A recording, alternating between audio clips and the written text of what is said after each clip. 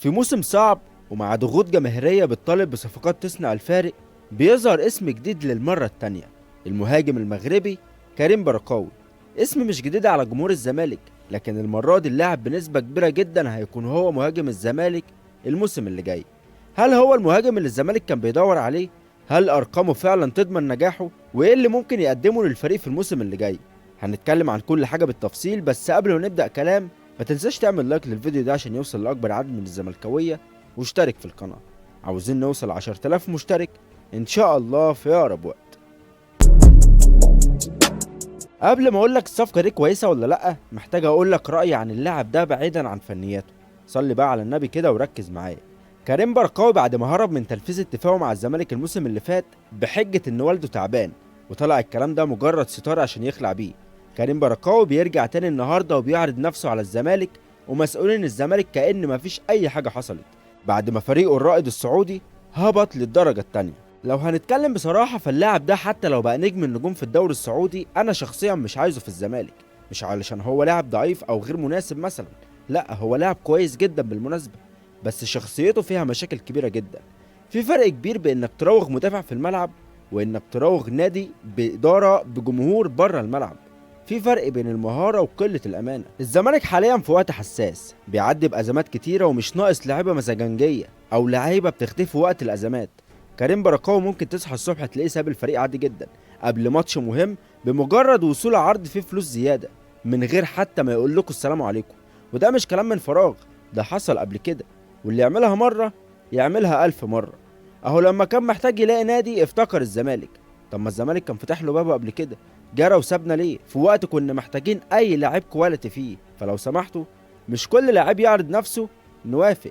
الزمالك مش محطة انتظار للي ملوش أمان، واللي بيبدأ علاقته بالكذب ما تستناش منه غير الفشل والكذب تاني. طيب ده كان رأيي عن التعاقد مع اللاعب. لو هنتكلم بقى من الناحية الفنية فكريم بركاوي هو أنسب اختيار للسكواد الحالي، لأنه باختصار تقدر تعتمد عليه في أي مركز هجومي، سواء مهاجم أو وينج أو حتى صانع ألعاب رقم 10. كريم بركاوي من مواليد 1995 في مدينة أغادير المغربية، يعني عنده 30 سنة.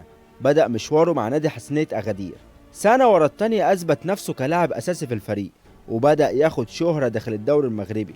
في موسم 2019-2020 انفجر هجوميا وسجل 10 أهداف في الدوري، وكان هداف بطولة الكونفدرالية ب6 أهداف. وفي صيف 2020 أخد خطوة كبيرة في مسيرته وراح للرائد السعودي.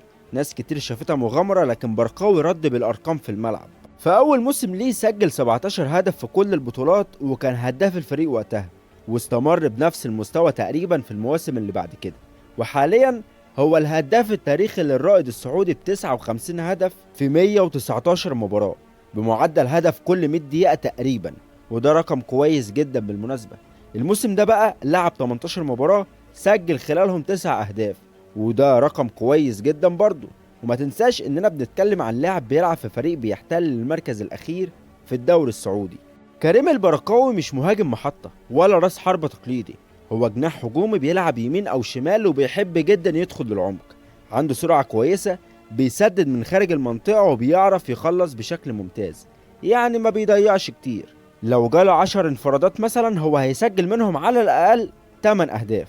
نقطة قوته الأكبر هو التحرك بدون كورة، دايما متواجد في المكان الصح. طوله 175 سنتي، كلاعب راس حربة هو قصير، لكن عنده جنب عالي بيقدر يعوض طوله ده. كمان بيمتلك شخصية هادية في الملعب، وده بيخليه يتعامل تحت ضغط، وده اللي الزمالك محتاجه. نيجي بقى للسؤال الأهم بالنسبة لي، هل بركاوي هيكون مناسب للزمالك؟